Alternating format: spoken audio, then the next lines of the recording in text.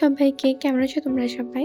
অনেকদিন ধরে এই ভিডিও আপলোড করতে পারতেছিলাম না। তোমরা হয়তোবা আমার যারা ভিডিও দেখো তারা জানো আমি একটু সিক ছিলাম। তো এই কারণে হচ্ছে শরীরও খারাপ ছিল। আর অনেকেই ইনবক্সে মেসেজ করছিলা যে আপু কেমন আছেন? তো আলহামদুলিল্লাহ এখন অনেক বেশি ভালো আছি। তো তোমাদেরকে আমার ডেইলি ভ্লগে সবাইকে ওয়েলকাম।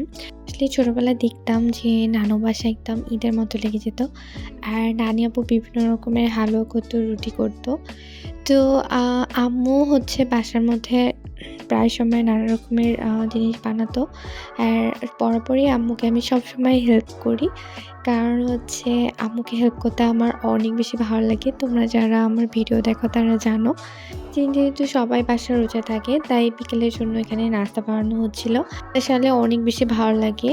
আর যেহেতু হচ্ছে রোজাও এসে গেছে আর আজকে তো ফার্স্ট হচ্ছে আমরা ইফতার করব সবাই। আজকে সুন্দর করে রুটি বানায় নেয় কারণ আপু হচ্ছে চালের আটা রুটি অনেক বেশি পছন্দ করে আর আমরাও।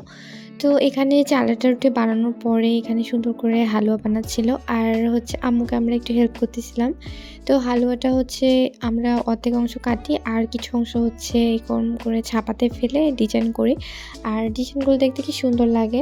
ও আরও হচ্ছে বুটের হালুয়া বানাচ্ছিল আর আম্মুর হাতের বুটের হালুয়াটা স্পেশালি অনেক বেশি মজা হয়।